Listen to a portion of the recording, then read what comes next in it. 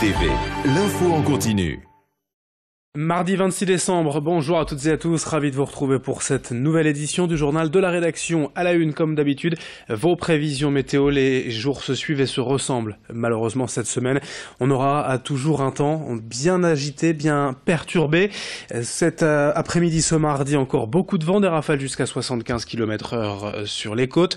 Demain même, 90 à 95 km/h de vent, demain matin, dans la région. En ce mercredi, le temps restera perturbé, ne devrait pas se dégager avant jeudi ou vendredi.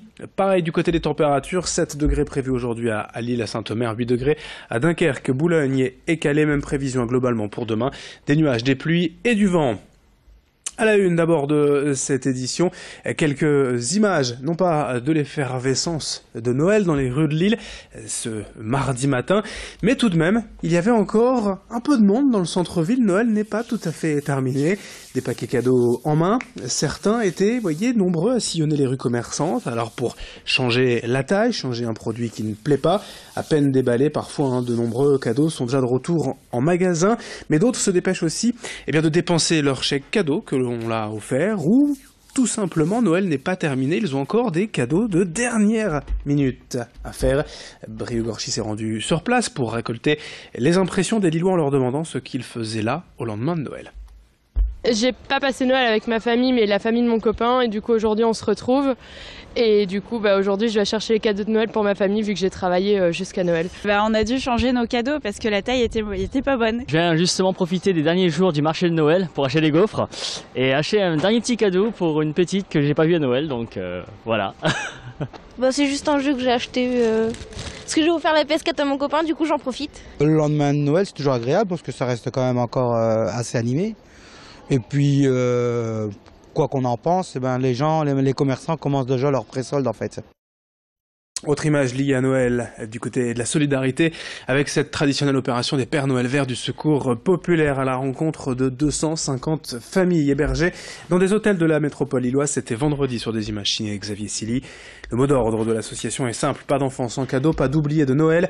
100 000 paniers réveillons vont ainsi être distribués durant les fêtes, des cadeaux, des places de spectacle, des paniers repas pour aller faire sentir les fêtes de Noël comme il se doit à ces familles défavorisées. C'est la 41e campagne des Pères Noël Verts.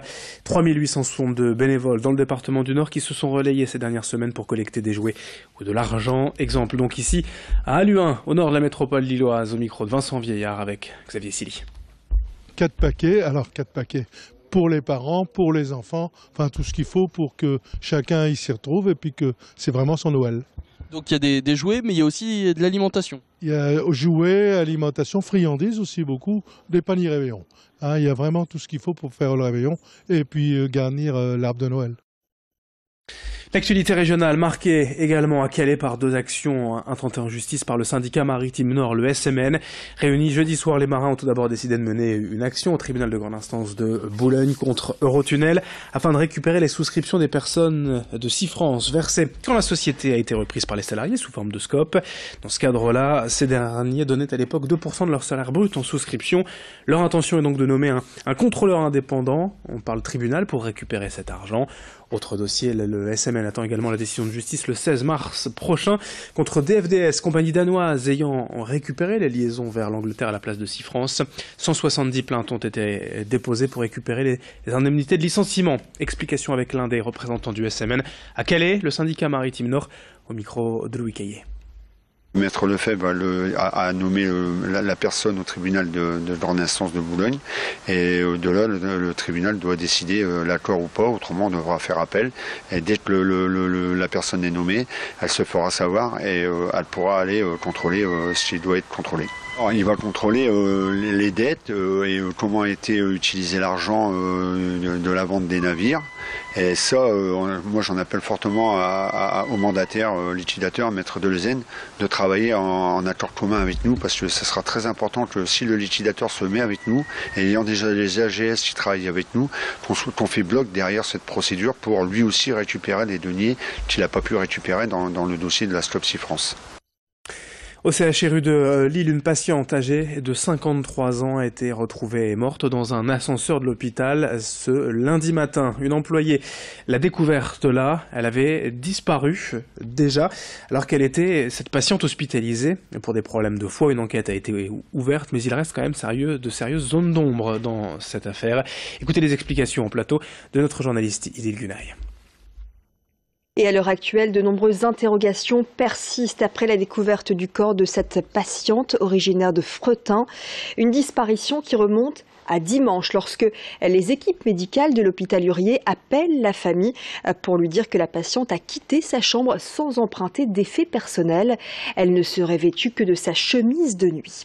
Les services de police sont également alertés et c'est finalement ce lundi matin vers 7 h qu'une aide-soignante fait la macabre découverte dans un ascenseur de service. Ascenseur qui ne serait accessible que grâce à un badge. Alors comment cette patiente s'est-elle retrouvée à cet endroit et quelles sont les circonstances précises et les causes de sa mort? Une autopsie doit être pratiquée ce mardi et devrait apporter quelques éléments de réponse dans cette affaire. La famille de son côté a évoqué d'éventuelles poursuites à l'encontre de l'hôpital Urier. Enfin, quelques infos et images plus réjouissantes pour terminer cette édition. Le retour à la maison de deux jeunes Lillois. Vendredi, Adrien et Shawenta ont marché partout en France pendant 6 mois. 3000 km pour faire connaître la maladie dont est atteinte la mère d'Adrien, les kystes de Tarlov. Une maladie qui touche la colonne vertébrale. Des kystes se placent à la racine des nerfs et provoquent de fortes douleurs dans le dos, les jambes, mais aussi des maux de tête. 3000 personnes en souffriront en France, mais la maladie est bien peu connue du corps médical. Adrien et Shawenta ont donc été accueillis partout en France par des personnes atteintes elles aussi par cette maladie. Ils ont rencontré des élus, des pouvoirs publics et des médias pour faire connaître leur combat. Céline Nuret a rencontré notamment ce jeune marcheur lillois. Tout le temps on me disait ah ben on connaît pas, tout le temps, c'est tout le temps comme ça. Donc après voilà, on a essayé de démocratiser un peu tout ça. On a fait bouger les choses au niveau médiatique, on est passé 5 fois à la télé, on a eu énormément d'articles dans les journaux, une 50aine. On a fait connaître ça à des centaines de personnes par le bouche à oreille. Ça a été très vite. Le Téléthon a fait des choses pour nous, ce qui avant n'était pas nécessairement le cas. Donc là déjà, rien que pour ce tour, on a déjà fait beaucoup de choses et il en reste encore beaucoup à faire. C'est la fin de cette édition. Merci à vous de l'avoir suivi. Dans un instant, la suite, notamment vos prévisions météo complètes pour vos prochaines heures. Merci de votre fidélité.